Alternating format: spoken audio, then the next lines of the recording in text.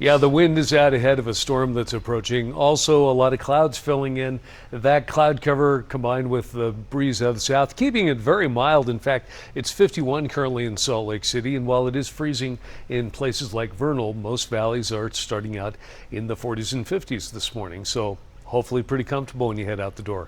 But that's the warm before the storm. There's a system off to our west that'll be moving in, sending a cold front in later tonight into tomorrow. Out ahead of that, we'll get some wind picking up out of the southwest, possibly gusting about 55 miles per hour, especially in western Utah. But the winds are going to be picking up statewide. It's just that the worst of it could be off to the west of I-15, so that could lead to blowing dust and also make travel difficult on east-west roads like Interstate 80. So want to keep that in mind, especially if you have a high-profile vehicle. Otherwise, we'll make it into the mid-60s in Salt Lake, a good 10 degrees above average for this time of year. Upper 40s in Park City.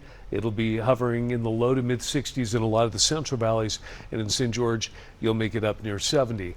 Partly cloudy to start out, and then increasing clouds today, with some showers possible by late afternoon, but definitely into this evening. And then as they become more widespread, a cold front moves through and knocks the valley rain over to snow.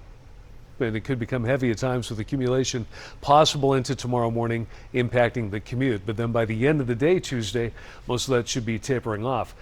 Still, we're expecting the possibility of 6 to 12 inches of snow in the mountains, more than that in the Cottonwoods. There could be 1 to 3 inches along the Wasatch Front, a little less than that in Utah County, but even more on the benches and in Tooele County.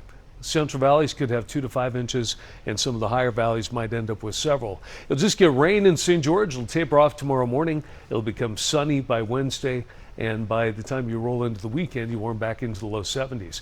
And Salt Lake City will drop near 40 tomorrow, get a break on Wednesday, but then more rain and snow move in on Thursday for the first day of spring.